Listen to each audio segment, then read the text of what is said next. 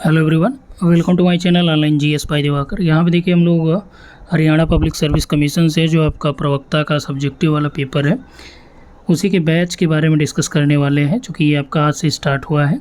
इसमें क्या क्या चीज़ हम लोग डिस्कस करेंगे और कितने टॉपिक आपका सिलेबस में दिया गया, पूरा सिलेबस को डिस्कस करते हुए साथ ही साथ हर एक यूनिट से कौन कौन से प्रश्न पूछे गए हैं वो भी यहाँ पे डिस्कस कर लेंगे और आगे क्या पॉसिबिलिटी है पूछे जाने की, कैसे प्रश्न आगे पूछे जा सकते हैं उसको भी थोड़ा सा डिस्कस करते हुए आगे चलेंगे। और यदि आपको जुड़ना है बैच से तो यहाँ पे आपका व्हाट्सअप नंबर दे रखा है, उसको आप वहाँ पे कांटेक्ट कर सकते हैं, ठीक है ना। चलिए, जैसा कि आप लोग यहाँ पे जान रहे हैं कि टोटल आपका जो क्वेश्चन यहाँ पे पूछा जाएगा सब्जेक्टिव का वो 18 प्रश्न रहेंगे, यानी 18 होंगे। उसमें करने आपके कितने 15 अटेम्प्ट करने होते हैं, ठीक है। और हर एक क्वेश्चन आपका ऑलमोस्ट 10 मार्क्स का है। कई प्रश्नों में आपने ये देखा होगा कि वहाँ पे 5+5 मेंशन कर रखा है। वो 5+5 इसलिए मेंशन करा होता है कि उसमें एक ही प्रश्न में 2 प्रश्न होते हैं और उनको अलग अलग आपको आंसर करने होते हैं। तो अभी हम आपको बताते हुए चल रहे हैं। तो पहले ये जान लेते हैं कि जो टोटल आपका सिलेबस मेंशन किया गया है, जैसा कि आपके सामने दिख रहा होगा, पूरा का पूरा सिलेबस आपका किससे है, एनसीईआरटी से है, ठीक है ना। तो एनसीईआरटी का जो आपका 11-12 का बुक है उसमें आपका टोटल सिलेबस ऑलमोस्ट मिल जाएगा, उसी से आपका यहाँ पे दिया गया है। तो हम लोग जो प्रैक्टिस सेशन है उसमें एनसीईआरटी का जो आप पढ़ते हैं तो एनसीईआरटी जैसे पढ़ेंगे तो उसके लास्ट में यानी चैप्टर के जस्ट बाद क्या है, ऑब्जेक्टिव भी क्वेश्चन दिए होते हैं और कैसे डिस्क्रिप्टिव यानी कि आपका सब्जेक्टिव वाले भी दे रखे होते हैं। तो उसको भी हम लोग यहाँ पे प्रैक्टिस करेंगे। तो जो आपका टॉपिक से रिलेटेड रहेगा वहाँ पे इंक्लूड कर दिया जाएगा। हालांकि एनसीईआरटी से कुछ एक्स्ट्रा यहाँ पे मेंशन किया गया, जैसे पहला वाला ही आप यूनिट देखिए जिसमें ज्योग्राफी एज ए डिसिप्लिन यहाँ पे मेंशन किया गया, अभी उसको दिखा ही रहे हैं, ठीक है।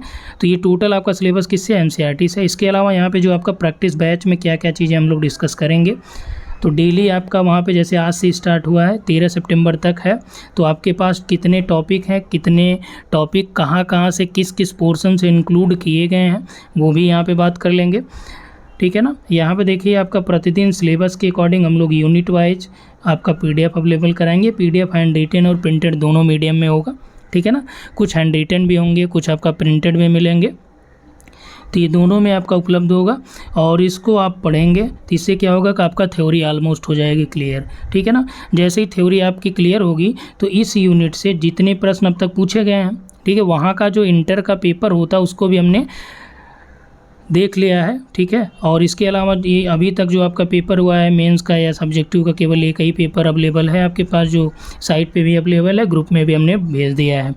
तो इसमें क्या होगा कि यूनिट वाइज हम लोग जितना यूनिट होगा तो यूनिट में कितने पॉसिबल हैं प्रश्नों का, 3 तो अभी इस बार पूछे गए पहले यूनिट से, तो आगे क्या क्या संभावनाएं बन सकती हैं उसको भी हम लोग डिस्कस कर लेंगे, ठीक है ना।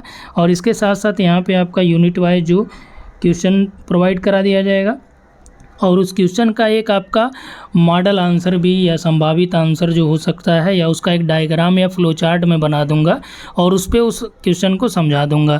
आप लोगों को क्या करना है कि समझाने से पहले ही आपको उसका आंसर लिख के मुझे सबमिट करना पड़ेगा ग्रुप में, और वहाँ से आपका आंसर चेक होगा और चेक होके आपको बता दिया जाएगा कि भाई कहाँ कहाँ पर आपकी गलतियाँ हैं, कहाँ कहाँ पर इम्प्रूवमेंट करी जा सकती हैं, ठीक है ना। फिर आप उसके मॉडल आंसर को चेक कर लीजिएगा और जो आपका यहाँ पे PDF हैंड रिटन प्रोवाइड कराया जाएगा वो टोटल का टोटल आपका यहाँ पे मिलेगा। आपने खुद पेपर देखा होगा, खूबहू आपका जो टॉपिक मेंशन कर रखा है उसी टॉपिक से आपका यहाँ पे क्वेश्चन पुटअप करे गए हैं, करेक्ट है, ठीक है। तो इसमें देखिए यहाँ पे जो आपका मेंशन किया गया है कि एक अलग ग्रुप बनाया जाएगा और यहाँ पे आप लोगों का आंसर जो है चेक किया जाएगा, ठीक है ना। तो यहाँ पे आपका सिलेबस जो मेंशन किया गया है और संभावित मॉडल प्रश्न यूनिट वाइज अवेलेबल कराए जाएंगे। तो सबसे पहले सिलेबस आप देख लीजिए कौन कौन सा है, ठीक है। अलग अलग टॉपिक टोटल मेंशन किए गए हैं यहाँ पे, हमने अलग अलग यहाँ पे इसीलिए मेंशन भी कर दिया कि भाई जो सिलेबस है आपका उसमें क्या क्या चीज़ें आपको पढ़नी है और वो चीज़ें किस में इंक्लूड करी जाएंगी, ठीक है ना।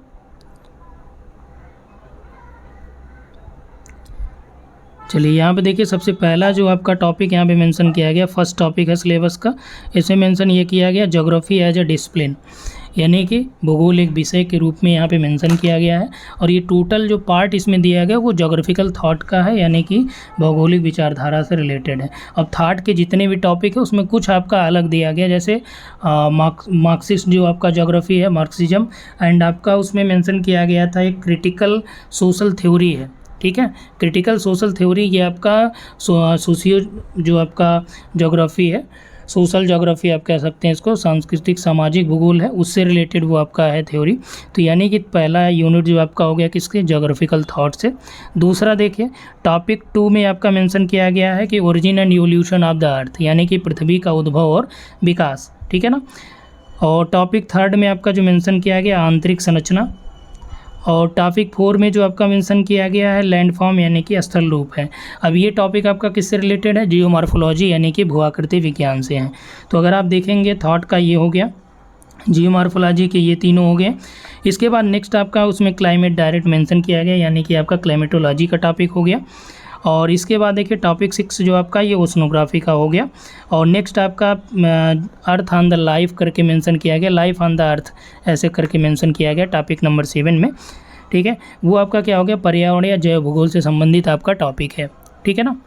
उसके बाद देखिए टॉपिक नंबर 8 जो आपका है वो इंडिया से संबंधित है। और इंडिया का ही टॉपिक जो है फिजियोग्राफी एंड ड्रेनेज, यानी कि जो भारत की भौतिक बनावट और उसका अपवाह प्रतिरूप है। इसके बाद टॉपिक 10 भी आपका है जलवायु, वनस्पतियाँ और मृदा, यानी कि क्लाइमेट, वेजिटेशन एंड सॉइल, ये भी आपका ज्योग्राफी ऑफ इंडिया का ही टॉपिक है। एंड आपका डिजास्टर मैनेजमेंट का है इसमें, ठीक है, यानी कि जो आपका आपदा और संकट से रिलेटेड यहाँ पे मेंशन किया गया है, ठीक है। और टॉपिक 12 आपका जो है ये आपका पीपुल है, यानी कि लोग हैं, यानी कि ये पॉपुलेशन ज्योग्राफी से है, ठीक है।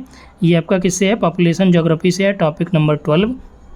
और ये आपका 8, 9, 10 एंड 11 ये आपका किससे है, ज्योग्राफी ऑफ इंडिया का है, ठीक है ना। अब इसमें इन्होंने डायरेक्ट मेंशन कर दिया कि आपको अलग से जाना नहीं है किसी जगह, मतलब जो इंडस्ट्रियल में आप जाते हैं, इंडस्ट्री यहाँ पे मेंशन नहीं किया गया सिलेबस में, ठीक है ना, ये ध्यान रखिएगा। फिर भी इंडस्ट्री आपका किस में आ जाएगा, इधर आ जाएंगे कि देखिए मानवीय क्रियाएं हैं ना, तो मानवीय क्रियाएं जो आपको ये पढ़ना है ये वर्ल्ड और इंडिया दोनों के कॉन्टेक्स्ट में पढ़ना है, यानी कि भारत और विश्व दोनों के संदर्भ में आपको इसमें एक्टिविटी पढ़नी है। एक्टिविटी में आपका primary, secondary, tertiary and quaternary, ठीक है। तो ये आपकी चारों जो एक्टिविटी हैं, चारों एक्टिविटी में अगर आप देखेंगे एग्रीकल्चर भी आ जाएगा, इंडस्ट्रियल भी आ जाएगा, सर्विस सेक्टर भी आ जाएगा, ठीक है ना, ये टोटल आ जाएगा यहाँ पे। नेक्स्ट आपका ट्रांसपोर्ट और आपका कम्युनिकेशन एंड ट्रेड ज्योग्राफी का है, तो ये भी आपका वर्ल्ड लेवल पर और इंडिया दोनों में देखना है। तो यानी कि ये जो बेसिकली मेंशन किया गया यहाँ पे ऊपर वाला, ये ज्योग्राफी ऑफ इंडिया का फिजिकल ज्योग्राफी से रिलेटेड है, करेक्ट है ना। और इसके बाद यहाँ पे आप देखेंगे तो ये आपका ह्यूमन ज्योग्राफी का पार्ट हो जाता है, जैसे पीपुल में यानी कि आपका जो पॉपुलेशन ज्योग्राफी हो गया, मानव क्रियाएं जो आपका ह्यूमन एक्टिविटी मेंशन किया इकोनॉमिक ज्योग्राफी में हो गया, परिवहन और व्यापार भूगोल ये भी आपका ट्रांसपोर्ट ज्योग्राफी का पार्ट हो गया। अब देखिए नेक्स्ट आपका ह्यूमन सेटलमेंट एंड अर्बनाइजेशन है, इसमें भी आपका वर्ल्ड और इंडिया दोनों लेवल पे देखने हैं। और यहाँ पे देखिए आपका समकालीन भौगोलिक कुछ इशूज़ हैं जो आपके रिसेंट इश्यूज़ हैं ज्योग्राफिकल के, वो आपका यहाँ पे मेंशन किया गया है, ठीक है ना। तो ये बेसिकली आपका पूरा कहाँ से कौन से टॉपिक आपके सिलेबस में दिया गया, आपको कैसे पढ़ना है। तो सबसे पहले अगर आपने एनसीईआरटी पढ़ा होगा तो अच्छी बात है, नहीं पढ़ा होगा फिर भी हम आपको यहाँ पे टॉपिक वाइज क्या है मटेरियल देंगे, उसको आप पढ़ के फिर आपको क्या करना है, आंसर करेक्ट करना है। अब देखिए हिंदी इंग्लिश दोनों में सिलेबस हमने मेंशन कर दिया है, अब इसको यहाँ से आपको देख लेना है, ठीक है ना। हिंदी में देखिए यहाँ पर क्या मेंशन किया है कि geographical ideas in ancient, medieval and modern period, the contribution of Varenius, Kant, Humboldt and Ritter. यहाँ पे कह रहा है कि भौगोलिक विचारधारा प्राचीन काल, मध्यकालीन और आधुनिक पीरियड के समय, जिसमें आपका कंट्रीब्यूशन किसका किसका, वरीनियस का वितरण, कांट का योगदान जो रहा है, हम्बोल्ट एंड रिटर का जो कंट्रीब्यूशन रहा है उसको आपको इसमें पढ़ना है। यानी कि जो कुछ ज्योग्राफर्स हैं मिडुअल, मॉडर्न या एंशियंट टाइम पीरियड के, उसमें आपका उनका कंट्रीब्यूशन यहाँ पे मेंशन करना था, करेक्ट है। इसके बाद देखिए इन्फ्लुएंस ऑफ रिस्थोपेन एंड डार्विन, ठीक है, रिस्थोपेन एंड डार्विन का जो इन्फ्लुएंस है, एंड विडाल डी ला ब्लांस हैं, रेडजेल हैं, एंड इंडियन ज्योग्राफी। यहाँ पे देखिए मेंशन क्या किया कि भारत में जो भूगोलवेत्ताओं का योगदान है, एंड आपका रिस्थोपेन का, डार्विन का, एंड ब्लांस का और रेडजेल का, ये 4 ज्योग्राफर हैं, ठीक है। टोटल जोग्राफर कितने हो गए, इसमें 8 जोग्राफर मेंशन किया गया, तो सभी को आप अलग अलग पढ़ लेंगे इनके बारे में। अब यहाँ से जो प्रश्न आपसे जैसे पिछली बार पूछा है, ठीक है, तो इसमें देखिए रिस्थोफेन, डार्विन, ब्लांस और रेडजिल 4 ही हो गए आपके, वारेनियस, कांट एंड हम्बोल्ट और रिटर ये 4 हो गए, ठीक है। तो ये टोटल आपके 8 जोग्राफर इधर हो गए, ठीक है। तो जहाँ पे आपका देखिए वारेनियस को पूछेगा वहाँ पे इनके साथ कांट को भी मेंशन करेगा। प्रश्न देखिए पिछला वाला जो आपका पूछा गया है कि भूगोल के एक विषय के रूप में वारेनियस और कांट का जो योगदान है उसका आपको कंपैरिजन करना है, इनका तुलनात्मक अध्ययन करना है, तुलनात्मक योगदान लिखना है। अब यहाँ पे कैसे आप लिखेंगे कि कांट का भूगोल में क्या योगदान रहा है, वारेनियस का भूगोल में क्या योगदान रहा है, और दोनों का कंपैरिजन वहाँ पे करते हुए लिख देंगे, ठीक है। यानी कि भूगोल में जो योगदान स्पेशली कांट का और वारेनियस का, जैसे द्वैतवाद का हो गया, हालांकि द्वैतवाद के बारे में शुरुआत जो करी कांट ने करी, लेकिन उसका स्पष्ट वर्गीकरण जो किसने करा, वो वारेनियस ने करा। कांट एक आपका आर्मचेयर जोग्राफर थे, लेकिन आपके वारेनियस कैसे थे, ये आर्मचेयर जोग्राफर नहीं थे, ठीक है ना। इसके बाद देखिए कंटेम्प्रेरी जोग्राफर में जो आपका मेंशन किया गया, समकालीन भूगोल के अंतर्गत आपका द्वितीय विश्व युद्ध के बाद जो भूगोल में परिवर्तन हुए उसको आपको देखना है, और साथ ही साथ इसमें पर्यावरणवाद है यानी इन्वायरमेंटलिज्म है, एरियल डिफरेंशिएशन है यानी कि क्षेत्रीय विभिन्नता है, इसका भी PDF आपको मैंने दे दिया है पहले ही, स्पेशियल ऑर्गेनाइजेशन या स्थानिक विश्लेषण या स्थानिक संगठन आपका यहाँ पे मेंशन किया है।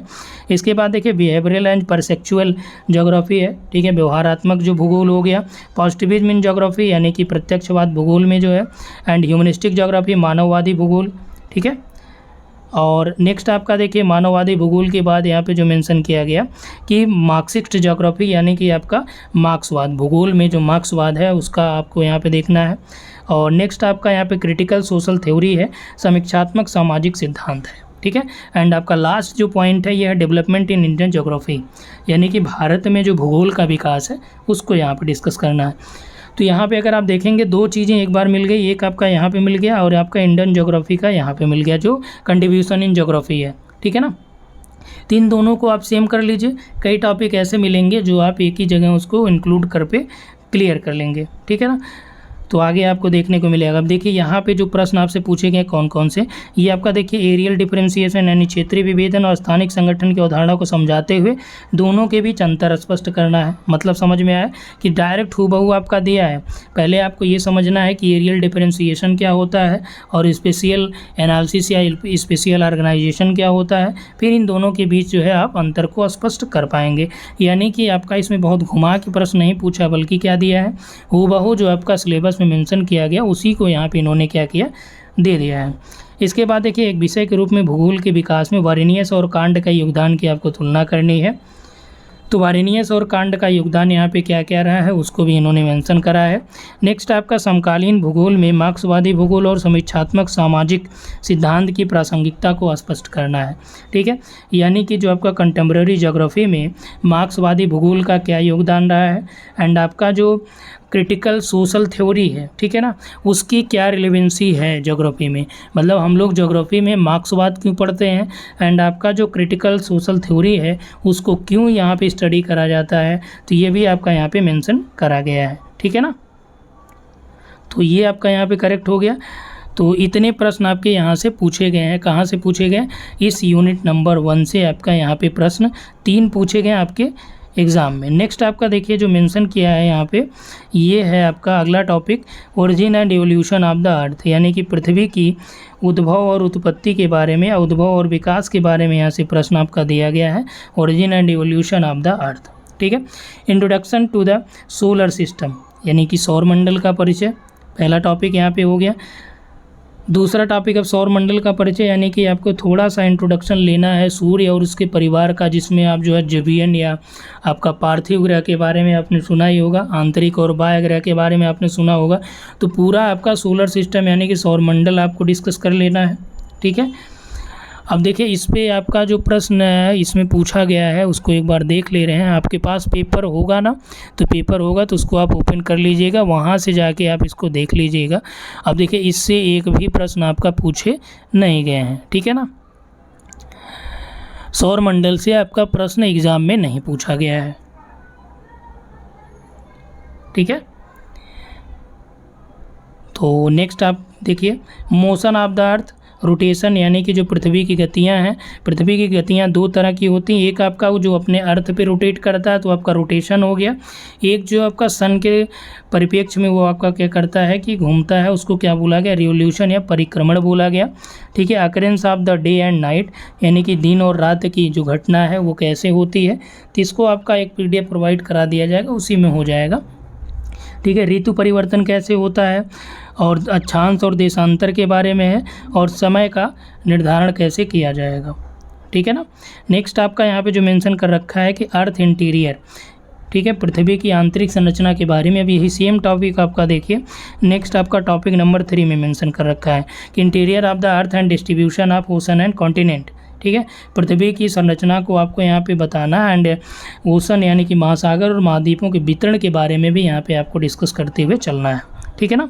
तो ये दो टॉपिक आपका क्या है यहाँ पे सेम है, तो अलग से दोनों को पढ़ने की ज़रूरत नहीं, एक ही में आपका हो जाएगा। ठीक है, तो यहाँ पे आपका देखिए origin and continent of ocean on the basis of continental depth theory, जो बिगनर की आपकी प्रवाह सिद्धांत है, कॉन्टिनेंटल का महाद्वीपीय प्रवाह सिद्धांत है, उसी से रिलेटेड आपका यहाँ पे दिया गया है कि origin of continents and the ocean basis beginners continental depth theory है। नेक्स्ट आपका जो दिया गया है कि theory of plate tectonics, earthquakes and volcano, folding and faulting यानी कि आपका प्लेट टेक्टोनिक्स का जो सिद्धांत है उसको आपको डिफाइन करना है, भूकंप और ज्वालामुखी, और साथ ही साथ वलन और भ्रंशन भी यहाँ पे आपका दिया गया है। ठीक है ना। तो अब देखिए ये आपका सेम टॉपिक यहाँ से श्योर है कि आपका प्रश्न पूछा जाना है। पिछला देखिए आपका जो प्रश्न यहाँ से पूछा गया था कॉन्टिनेंटल डिप्थ थ्योरी के बारे में भी आपसे पूछा गया है। ठीक है, प्लेट टेक्टोनिक्स के बारे में भी यहाँ पे मेंशन कर रखा है, दोनों के बारे में। ठीक है, तो प्लेट टेक्टोनिक्स और कॉन्टिनेंटल डिप्थ थ्योरी दोनों का यहाँ पे आपका दिया गया है।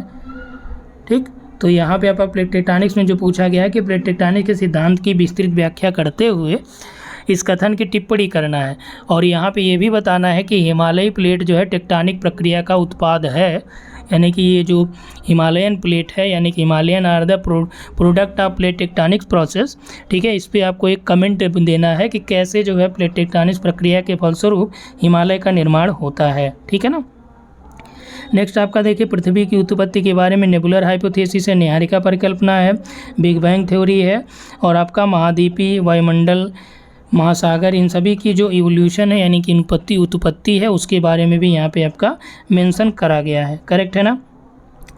तो यहाँ पे देखिए आपका ओशन एंड कॉन्टिनेंट्स की बात करें तो इसमें आपका पृथ्वी की आंतरिक संरचना और महाद्वीपीय, महासागर के वितरण के बारे में मेंशन किया गया है।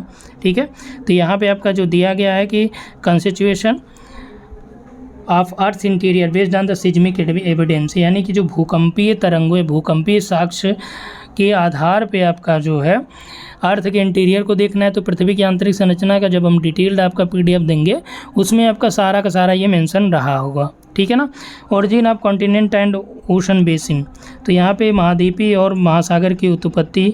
ठीक है, बिगनर का जो ड्रिफ्ट थ्योरी है, और आपका प्लेट टेक्टोनिक्स जो थ्योरी है, plate movement and interaction, vulcanicity and seismicity. ठीक है ना। तो जो आपका प्लेटों का संचलन है और आपका जो ज्वालामुखीयता एंड आपका क्या है भूकंपीयता, दोनों को यहाँ पे आपको डिफाइन करना है। तो अब देखिए यहाँ से कौन से प्रश्न बन सकते हैं। एक तो यहाँ पे आप नोट कर लीजिए, इस बार का भूकंप और ज्वालामुखी से संबंधित प्रश्न आपका रहेगा। ठीक है ना, भूकंप और ज्वालामुखी 100%, इन दोनों से एक प्रश्न आपका कंफर्म रहेगा, क्योंकि पिछले में आपका प्लेट टेक्टोनिक्स और कॉन्टिनेंटल डिप्थ थ्योरी पूछा गया। हालांकि कॉन्टिनेंटल डिप्थ थ्योरी और प्लेट टेक्टोनिक्स को भी आपका यहाँ पे दिखा देंगे, क्योंकि हो सकता है कि रिपीट कर दें। ठीक है ना। और यहाँ पे देखिए नेबुला थ्योरी और बिग बैंग थ्योरी, इन दोनों से आपका एक हो जाएगा। ठीक, तो इसको आप ध्यान रखिएगा इन दोनों टॉपिक्स को। और नेक्स्ट देखिए आपका लैंडफॉर्म जो दिया गया है, तो लैंडफॉर्म में आपका यानी कि स्थल रूप में यहाँ पे आपका खनिज और चट्टानों के बारे में मेंशन किया गया। Mineral and rocks, classification of rocks mention किया गया, रॉक साइकिल है, इंपॉर्टेंट मिनरल्स मेंशन किया गया है, geomorphic process of denudation, endogenetic and exogenetic process है, यानी कि आपका जो कुछ महत्वपूर्ण खनिज हैं, अनच्छादन प्रक्रिया। तो अनच्छादन में आपका क्या है, इसमें देखिए दोनों आपका अपक्षय और अपर्दन दोनों, यानी कि वेदनिंग और इरोजन दोनों है। अब देखिए आपका एक प्रश्न यहाँ पे पूछा था एरियल डिफरेंशिएशन वाला जो, और spatial organisation, outline the point of difference between the two. तो इसमें देखिए जो आपका मेंशन किया गया 3, +3 +4 = 10 मार्क्स यहाँ पे मेंशन किया गया था। ठीक है, आपके एग्ज़ाम में जो पूछा गया था उसी को मैं पेपर को देखते हुए मेंशन कर रहा हूँ। अब इसमें आप क्या समझ रहे हैं कि प्रश्न जो पूछा था कि क्षेत्रीय विभेदन और स्थानिक संगठन की अवधारणा, पहले वाले यूनिट से, ठीक है, उसको एक बार दिखा दे रहे हैं। यहाँ पे ये वाला जो प्रश्न पूछा गया था आपसे, ये आपका 10 मार्क्स का दिया गया था, लेकिन ये जो आपका 10 मार्क्स मेंशन किया गया था, ये 3 + 3 + 4 = 10 करा गया। क्यों करा गया? क्योंकि क्षेत्रीय विभेदन को आपको डिफाइन करना है, तो 3 नंबर उसका हो गया। स्पेशल ऑर्गेनाइजेशन का 3 नंबर हो गया। इन दोनों के बीच अंतर जब आप डिफाइन करेंगे तो ये 4 नंबर का हो गया। ठीक है ना। तो यदि आप ये सोचें कि केवल आप स्थानिक संगठन या दोनों के अंतर को स्पष्ट कर दें तो केवल आप 4 नंबर का करेंगे, लेकिन अगर दोनों को आप एक्सप्लेन करते हुए कि एरियल डिफरेंशिएशन का कॉन्सेप्ट क्या है, स्पेशल ऑर्गेनाइजेशन का कॉन्सेप्ट क्या है, तो यही मैं बताने का प्रयास कर रहा हूँ कि जो आपका इसमें एक बार प्रश्न पूछा है, देखिए आपका प्लेट टेक्टोनिक्स और इसमें कॉन्टिनेंटल डिप थ्योरी में, तो इसमें इन्होंने क्या पूछा था कि प्लेट टेक्टोनिक्स में ये जो प्रश्न आपसे पूछे हैं कि प्लेट टेक्टोनिक्स के सिद्धांत को विस्तृत व्याख्या करते हुए इस कथन पर टिप्पणी करें कि हिमालयी प्लेट टेक्टोनिक प्रक्रिया का उत्पाद है, यानी कि elaborating the theory of plate tectonics comment the statement Himalayan are the product of the plate tectonic process. ठीक है ना। अब इसमें इन्होंने 5.5 क्यों मेंशन किया है, तो 5 नंबर आपका प्लेट टेक्टोनिक्स थ्योरी के सिद्धांत को आपको एक्सप्लेन करने का है, और दूसरा 5 नंबर जो आपका मेंशन किया गया ये हिमालय यानी कि प्लेट टेक्टोनिक्स प्रक्रिया के द्वारा हिमालय की जो उत्पत्ति है उसको आपको व्याख्यायित करना है। ठीक है ना, समझ में आ रही बात। जबकि आपका विग्नर का जो सिद्धांत उसमें 10 नंबर डायरेक्ट मेंशन किया गया है, क्योंकि वहाँ पे आपका जो प्रश्न पूछा था कि महाद्वीप और महासागरीय घाटियों की उत्पत्ति के संदर्भ में विग्नर के महाद्वीपीय प्रवाह सिद्धांत का समीक्षात्मक परीक्षण करिए या व्याख्या करिए या विश्लेषण करिए। ठीक है ना। अब देखिए इसको इतना डिटेल में इसलिए बता रहे हैं क्योंकि यहीं से प्रश्न आपका पूछा जाना है, और मेन चीज़ यही है कि आपको इसको समझना है कि कैसे यहाँ पे प्रश्न देगा। ठीक है ना। अब देखिए स्थल रूप में आपका जो मेंशन किया गया, तो स्थल रूप में यहाँ से आपका क्या पूछ सकता है कि नदियों के कार्यों की व्याख्या करिए। नदी के अपर्दनात्मक कार्य, निक्षेपात्मक कार्य, हिम नदी के अपर्दन या निक्षेपात्मक, वायु के सागरीय लहरों का एक कन्फर्म यहाँ से आप कर लीजिए। ठीक है ना। दूसरा देखिए यहाँ पे आपका अंतर्जात और बहिर्जात बल है। ठीक है, जिसमें अपक्षय और अपर्दन से प्रश्न आपके पूछे जा सकते हैं, जिसमें आपका अनुच्छादन सम्मिलित ही है। एक प्रश्न आप ये समझ सकते हैं कि चट्टानों का, तो चट्टानों में आपका तीनों प्राइमरी रॉक, सेकेंडरी एंड आपका जो मेटामॉर्फिक रॉक है, जैसे आपका इग्नियस रॉक हो गया, सेडिमेंट्री रॉक हो गया, एंड आपका एक है मेटामॉर्फिज्म। ठीक है, तो जो मेटामॉर्फिक रॉक है उसको भी आप वहाँ पे देखेंगे रूपांतरित या कायांतरित चट्टानें हैं। तो इन तीनों के बारे में एक बार आप एक्सप्लेन कर लेंगे, ईजिली इसको कंप्लीट कर लेंगे। ठीक है ना। तो ये आपका हो गया। नेक्स्ट आपका जो पॉइंट है यहाँ पे टॉपिक दिया गया क्लाइमेटोलॉजी का। अब देखिए क्लाइमेटोलॉजी में जो आपके प्रश्न पूछे जाएंगे वो कौन से हो सकते हैं। पहला ये हो सकता है, अब देखिए यहाँ पे हम प्रीवियस ईयर देख के बता रहे हैं आपको कि यहाँ से जो प्रश्न पूछा गया कौन सा क्लाइमेटोलॉजी का प्रश्न पूछा गया है। ठीक है ना। तो इससे एक आपको आइडिया मिल जाएगा कि भाई कौन कौन से प्रश्न किस तरह के पूछे गए हैं। ठीक है। अब देखिए यहाँ पे फोल्डेड माउंटेन की उत्पत्ति के बारे में भी पूछा है कि विश्व के वलित पर्वत महाद्वीपों के किनारों पर ही स्थित होते हैं, क्यों। ठीक है ना। अब देखिए यहाँ पे जलवायु विज्ञान से एक ये पूछा है कि अक्षांश हमें जलवायु क्षेत्र को समझने में मदद करते हैं, जबकि देशांतर हमें समय क्षेत्र को समझने में मदद करते हैं। इसकी व्याख्या आपको करनी है। और जियोमॉर्फोलॉजिकल प्रोसेस के बारे में, रिवर कैप्चरिंग के बारे में दिया, तो वो आपका नदी की जो व्याख्या आप करते हैं तो वहाँ पे आप पढ़ लेंगे उसको। ठीक है। संसाधन उपभोग हो गया, और जनसंख्या, निवास, शहरी स्तारक वाला हो गया, हिमालय के ग्लेशियर के सिकुड़ने के कारण, और भारतीय महाद्वीप में जलवायु परिवर्तन के लक्षण। एक प्रश्न आपका यहाँ से ये पूछा गया है क्लाइमेटोलॉजी का कि जो हिमालय के ग्लेशियर हैं वो सिकुड़ क्यों रहे हैं। ठीक है, ये इस टॉपिक से है। और आपका जो इंडिया के संदर्भ में यहाँ पे पूछा गया कि क्लाइमेट चेंज इन इंडियन सब कॉन्टिनेंट। ठीक है, तो यहाँ से आप इसको कर ले जाएंगे। इसमें देखिए यह जो पॉसिबल है प्रश्न पूछे जाने कि आपका वायुमंडल की संरचना और संगठन को व्याख्यायित करिए। ठीक है, या सूर्य तप और तापमान का दे देगा, तो इंसुलेशन और आपका टेम्परेचर का देगा, तो इंसुलेशन और टेम्परेचर में मेंशन ये करेगा कि दोनों को प्रभावित करने वाले कारकों के बारे में बात करिए। ठीक है ना। नेक्स्ट आपका जो एटमॉस्फेरिक प्रेशर है एंड विंड के बारे में, वायुमंडलीय दाब और वायु के बारे में दिया गया है। एटमॉस्फेरिक मॉइस्चर यानी कि वायुमंडलीय आर्द्रता दिया गया है। साइक्लोन यानी कि चक्रवात है। क्लासिफिकेशन ऑफ क्लाइमेट जो दे रखा है इसमें कोपेन और थारथवेट का वर्गीकरण है, ठीक है। और यहाँ पे देखिए आपका सिम का वर्गीकरण भी मेंशन किया गया है। तो भारत के संदर्भ में वर्ल्ड के लेवल पे आपका थारथवेट का जो स्कीम है, ठीक है, कि स्कीम ऑफ क्लासिफिकेशन,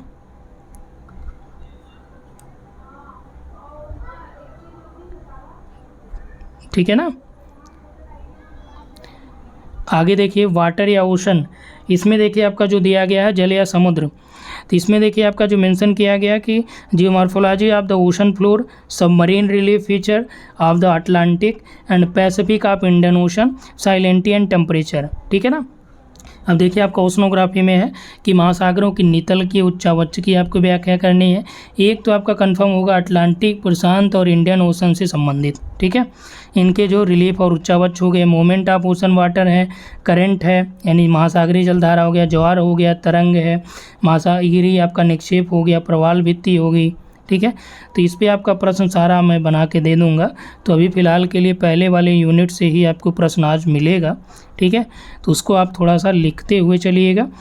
पर्यावरण भूगोल के जो उपागम है, अब देखिए लाइफ ऑन द अर्थ, इसमें आपका इन्वायरमेंट ज्योग्राफी है, लैंडस्केप है, भूदृश्य, इकोसिस्टम है, पारितंत्र है, परसेप्शन अप्रोच है, मैन एंड बायोस्फीयर प्रोग्राम है, ठीक है, इंटरेक्टिव एंड डायनेमिक रिलेशनशिप है, एंड आपका human impact on the bio Jio chemical cycle. अब देखिए भू जैव रासायनिक चक्रों पे मानव का प्रभाव, इसमें आपके कई हैं, ऑक्सीजन चक्र, नाइट्रोजन चक्र, ठीक है।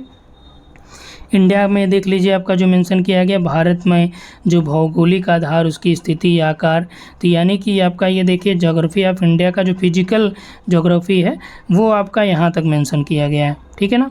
क्लाइमेट हो गया, ठीक है, फिजियोग्राफी और ड्रेनेज हो गया, ये आपका फिजिकल ज्योग्राफी ऑफ इंडिया हो गया। और इसमें देखिए आपका जो नेक्स्ट दिया गया factor controlling climate of India, तो इंडिया के संदर्भ में जो इंडिया मानसून है ये भी आपका देखिए पेपर में दिया गया है, पूछा गया था आपसे, ठीक है। कोपेन थारथवेट आपका यहाँ से कंफर्म कर लीजिए, भारत या वर्ल्ड लेवल पे पूछा ही जाना है। आईसीआर का मृदा, ये भी आपका फिजिकल फीचर में ही आ जाएगा इसके, ठीक है। वेजिटेशन भी उसी में आ जाएगा, नेचुरल हैजार्ड्स भी आपका उसी में आ जाएगा।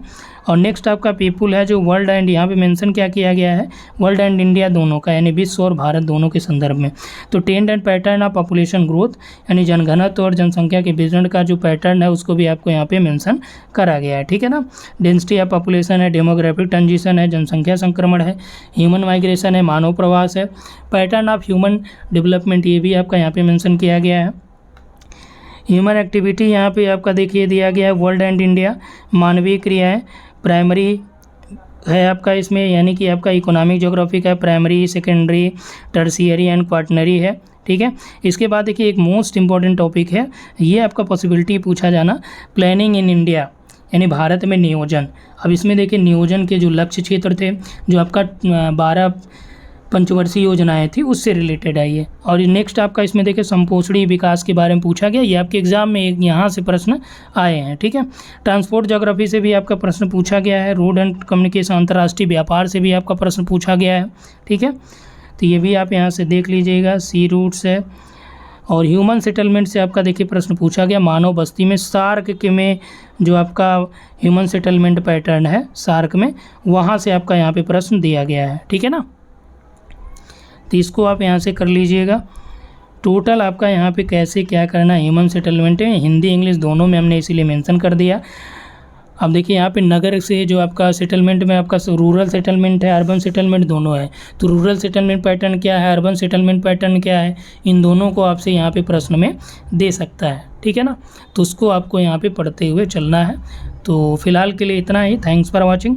और यदि आपको यहाँ पे ज्वाइन करना होगा तो नीचे जो आपका नंबर मेंशन किया गया है इस पे आप व्हाट्सअप कर लीजिएगा, वहाँ पे आपका डिटेल मिल जाएगा। सबसे पहले हम लोग ज्योग्राफी एज ए डिसिप्लिन की बात कर लें तो यहाँ पे जैसे आपका प्रश्न जो पॉसिबल है पूछा जाना, पहला ये दे सकता है कि आपका यहाँ पे प्रत्यक्षवाद, देखिए बिहेवियरल ज्योग्राफी और पॉजिटिविज्म, यानी कि व्यवहारवादी भूगोल और प्रत्यक्षवाद भूगोल की व्याख्या करते हुए दोनों में अंतर स्पष्ट करिए, ठीक है। यह आपसे ये पूछ दिया कि यह स्पष्ट करिए कि प्रत्यक्षवाद यानी कि जो व्यवहारवाद है वो प्रत्यक्षवाद का परिणाम स्वरूप भूगोल में आया, ठीक है ना। तो ये सारी चीज़ें यहाँ पे मेंशन करी गई। तो इसको एक्सप्लेन आप कैसे करेंगे। बिहेवियरल ज्योग्राफी जहाँ पे बात करती है किस चीज़ का, ह्यूमन के बिहेवियर का, ह्यूमन के इंटेंशन का, वहाँ की भावनाओं का। लेकिन पॉजिटिविज्म या प्रत्यक्षवाद जो भूगोल में आया, ठीक है, वो इन चीज़ों की बात नहीं करता है। इसीलिए प्रत्यक्षवाद के परिणाम स्वरूप जो है इनके विरोध में आया आपका व्यवहारवाद, क्योंकि प्रत्यक्षवाद जो है भूगोल में मैथमेटिकल अप्रोच की बात करता है, फैक्ट की बात करता है। वो यहाँ पे ह्यूमन के जो इंटेंशन है, जो इनकी भावनाएं हैं, उसको डिस्कस नहीं करता है। ठीक है ना। तो इस तरह से प्रश्न आपका यहाँ पे पूछा जाएगा। जैसे ये दे देगा कि एरिस्थोपेन या डार्विन का या ब्लांस का भूगोल में क्या प्रभाव रहा है। हम्बोल्ट और रिटर के बारे में या भूगोल में हम्बोल्ट और रिटर के योगदान को स्पष्ट करते हुए दोनों में अंतर स्पष्ट करें। ठीक है। या आधुनिक भूगोल का जो नींव रखी वो हम्बोल्ट और रिटर ने रखी, तो इसको व्याख्यायित करिए। ठीक है ना। तो इस तरह के प्रश्न आपसे पूछे जा सकते हैं। पर्यावरणवाद क्या है। ठीक है।